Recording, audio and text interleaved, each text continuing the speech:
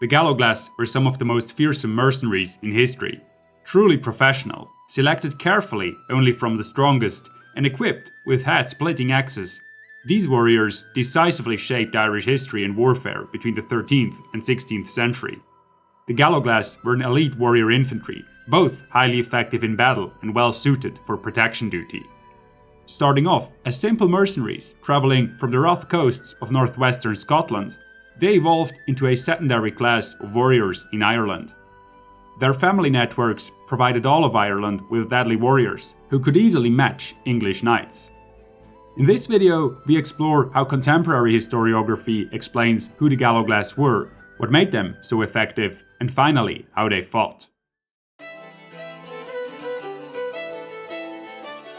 In 1166, Dermot MacMurrough, King of Leinster, was forcefully deposed by the High King of Ireland, Rory O'Connor. He appealed to England for help to recover his throne and received Anglo-Norman mercenaries in exchange for a vow of loyalty to the English King Henry II. Dermot MacMurrough did regain his crown, but he had struck a deal with the devil. More and more Englishmen arrived in Ireland throughout the next years, until in October of 1171, King Henry landed with an army to gain control over the entire island. This is now called the Anglo-Norman invasion of Ireland. The local chiefs soon found themselves entangled in a terrible war of conquest. And worse even, they were lacking heavily armed and professionally trained troops to cope with the Anglo-Norman knights. This is why they eventually called upon the Galloglass. These warriors originated from the Inse Gael, or Isles of Foreigners, the island and coastal region of Scotland's western shores. This rough region consisted of a multitude of small settlements and was a melting pot of Celtic and Norse heritage, which had brought about sturdy and weather-beaten people well used to the hardships of life and war. Although foreign mercenaries as such were certainly around in Ireland earlier, the Galloglass are first mentioned in the mid-13th century in the Irish annals. Some of them already resided in Ireland, predominantly in Ulster. They were warriors to the bone, and many had military experience from service under feudal lords in Scotland. The Galloglass differed greatly from other types of troops recruited by Gaelic lords. In the late medieval period, lords normally relied on light infantry, so-called kern, and light cavalry. Both were well suited for the small-scale warfare, cattle raids, and guerrilla fighting that characterized warfare in early and high medieval Ireland. They were, however, no match for Norman men-at-arms, and not suited for open battles, which were now becoming more common. Clearly, there was a need for a sturdier type of troops. Hiring the Galloglass was a sensible solution, and indeed, their arrival strengthened the Irish resistance quite a bit. Nevertheless, control of the island was soon divided between Irish dynasties and Anglo-Irish lords. As war was waging on, the warriors from Scotland again and again found pay from different masters, stayed and finally settled in Ireland. Thanks to Blinkist for sponsoring this video. Recently, I found myself listening to their key insights into books, they call them blinks, quite a bit. When I started using Blinkist, I used it to update my brain on books I have read in the past. But once you start using the app, it recommends you more and more content, so it's a great tool to discover new books as well. For me, this combines entertainment and understanding ideally, because it gives me the chance to discover new ideas in a very brief amount of time. Usually, one blink is about 15 minutes. In the light of the upcoming Memorial Day, my current recommendation is Tribe on Homecoming and Belonging by Sebastian Younger, a thought-provoking blink that examines how and why humans desire community and belonging. For veterans returning home and integrating into society and finding a sense of belonging after the horrors they went through usually poses a great challenge and is a topic that is unfortunately very rarely covered. In the context of Memorial Day, Blinkist offers a 7-day free trial and 50% off Blinkist annual premium by using our link, which you'll find in the description box below. Go check it out now, because the offer is only valid until the 29th of May 2023. The Galloglass proved they could put up with Anglo-Norman men-at-arms during the invasion of Ireland by Robert the Bruce, in the First War of Scottish Independence. According to the historian John Marston, this conflict demonstrated the potential of this new kind of warrior and really kicked off the rise of the Galloglass. And their rise was quick. Within a century, they evolved from occasionally hired mercenaries to a warrior caste.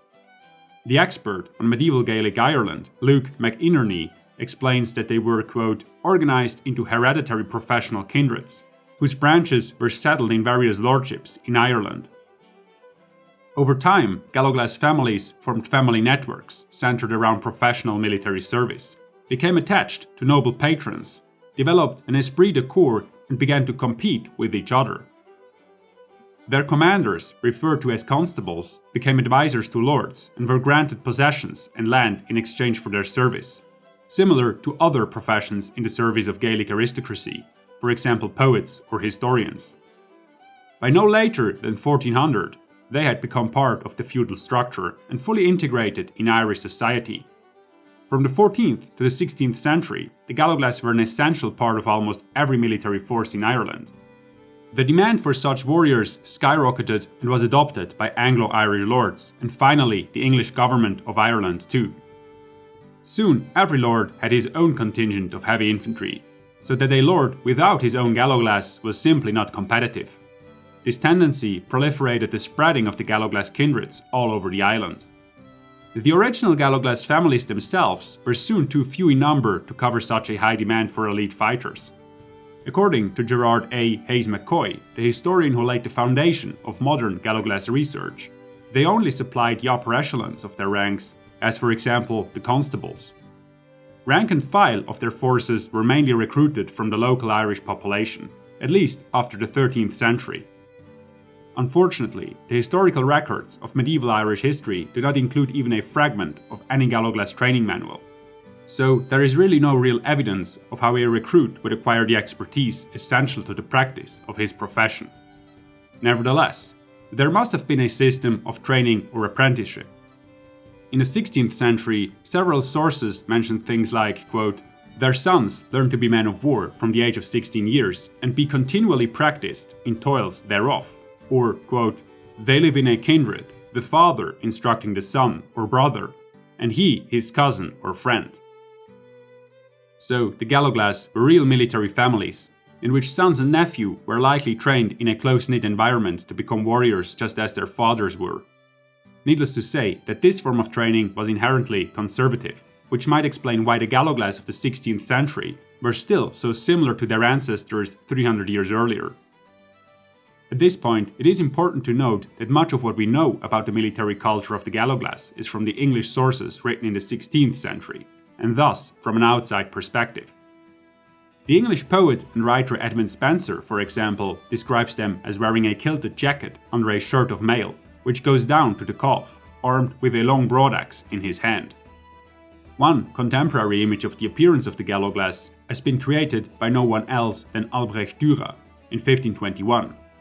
The artist identified these men simply as, quote, war men of Ireland beyond England. But historians agree that the painting shows two Galloglass accompanied by 3 armed attendants. All things considered, the written and pictorial sources give a pretty clear account of the Galloglass. They characterize them as men of exceptional strength and stature, wearing a shirt of chainmail over a linen shirt and a bassinet-type helmet, and they carry a long axe. This battle axe is consistently stressed as a characteristic item, although the Galloglass certainly used a range of weaponry from spears to bows to two-handed swords, as well as various sidearms. By the mid-16th century, the Galloglass warrior and his axe had become inseparable. As the weapons of the Galloglass were produced by local smiths, they differed greatly in form and shape, but typically they had long handles, sometimes almost resembling a poleaxe. Wielding an axe effectively is a difficult skill to master, because it requires great precision and force at the same time to inflict serious damage, especially when fighting in formation. This could only be achieved by extensive training with high standards and an emphasis on discipline in action. The Galloglass were organized in battles of about 80 men, 180 or more when including their harness bearers, who were basically squires. Each one was accompanied by at least one such armed attendant and page. The squires carried spears or a bow and arrows, and accompanied their masters to the battle as skirmishers. As long as they existed, the Galloglass were very effective. Quite impressively, they were reportedly able to bring down mounted knights with their long-handled axes. According to the historian Muriosa Pendergast, they were always deployed in the riskiest spots. As raids and ambushes continued to make up a big part of warfare in Ireland, this is probably the most common fighting experience for a gallowglass. Usually, raiding parties relied on surprise. In this scenario, the most dangerous place was the rearguard. There, the gallowglass stood their ground and covered the retreat of their comrades by putting up with counterstrikes and pursuers. In battles, the gallowglass formed so-called castle of bones, that is, a strong, tightly packed formation in the center of the battle array. Standing their ground stoically, they provided shelter for light infantry, archers, and the traditional cavalry. The latter reached out from this safe place, throwing javelins at the enemy, and then returning to cover. On the offensive, finally, a battle of gallowglass could generate an enormous amount of destructive energy. After the squires skirmished for a while, they fell back, and the gallowglass charged forward to break up the enemy formation with their axes. Usually, the fighting was short and fierce. When facing defeat, the axemen again formed a defensive screen, allowing their comrades to retreat. For themselves, this could end badly, as their heavy equipment was too cumbersome for them to retreat quickly. As the gallowglass served lords of any color, it sometimes happened that the men of different branches of the same kindred faced each other in battle. In such cases, professional obligation usually overruled family cohesion. This made the gallowglass ideal mercenaries. They were formidable warriors, undistracted by local loyalties and obligations. This, however, came at a price. Like all hired mercenaries, the gallowglass did not fight for free. When hired for sporadic offensive warfare, they were simply granted the lion's share of the spoils, as well as board and lodge by billeting them in the houses of the lord's tenantry, which was usually not a pleasant experience for their host, to say the least. When a battalion of gallowglass was needed over a longer period of time as bodyguards or in a similar function, a more formal agreement was needed. In families in which the office of constable became hereditary, for example the MacSweeneys, the main branch of the family was often granted land in return for fighting men. In many cases, there was also an annual payment in the form of livestock or other goods. And in the 15th and 16th century, sometimes also hard coin, but that was not the standard at all. According to John Marston, the weapons and appearance of the gallowglass remained largely unchanged from medieval times into the 1580s, while fighting techniques were refined and organization changed a lot. The gallowglass increasingly served in greater numbers for a wider range of paymasters, who fielded gallowglass against gallowglass. Probably the most famous battle of the gallowglass was the largest battle ever fought between Irishmen, the Battle of Knockdoe in 1504. The historian Hayes McCoy dubbed this, quote, the greatest battle fought by these professional axemen. On the 19th of August, the king's deputy, Gerald Fitzgerald, Earl of Kildare, arrayed an army of about 6,000 men at the slope of the Hill of the Axes, the bunch of which were gallowglass. He had summoned his allies to put his ambitious brother-in-law, Ulrich Burke of Clanrickard, in his place. Burke and his allies brought about 4,000 men, most of them were gallowglass as well. At the break of dawn, they finally came in sight, and without stopping, they charged the awaiting army. The heavy infantry pushed forward through a hail of arrows until they were fully engaged in hand-to-hand combat. Only after a while did the numerical superiority of the Earl's gallowglass begin to show, as they slowly enveloped the men. The fight raged on until axes and mail were tainted red, and the ground was soaked in blood. After several hours, Burke's force had no choice but to retreat. As the Earl's men pursued them along the Clare River, one of them had his brains beaten out with the shaft of a handgun. This is, in fact, the first mention of a handgun in Irish history, so it is during the gallowglass's greatest battle that their nemesis might have made their first appearance in Ireland. In the 16th century, the gallowglass had a last revival in the service of English-born administrators, who used them in their quest to subject Irish and Anglo-Irish lords to the English crown. But then their demise was quick. As the armies of Europe increasingly relied on long pikes and handguns, what was needed on the battlefield changed. In the face of gunpowder weapons and regular armies made up of thousands of fighters, the extraordinary fighting skills of the gallowglass were of little use. They simply couldn't supply the numbers needed to face an army the English Queen Elizabeth I could field. There was no longer a need for hand-picked elite infantrymen in the modern ways of war, the ways of pike and shot, which were all about discipline, drill, and numbers. If you enjoyed this video, please consider becoming a Patreon. We're trying to reach our monthly goal of $600. It will help us cover the cost of the extensive artwork in our videos.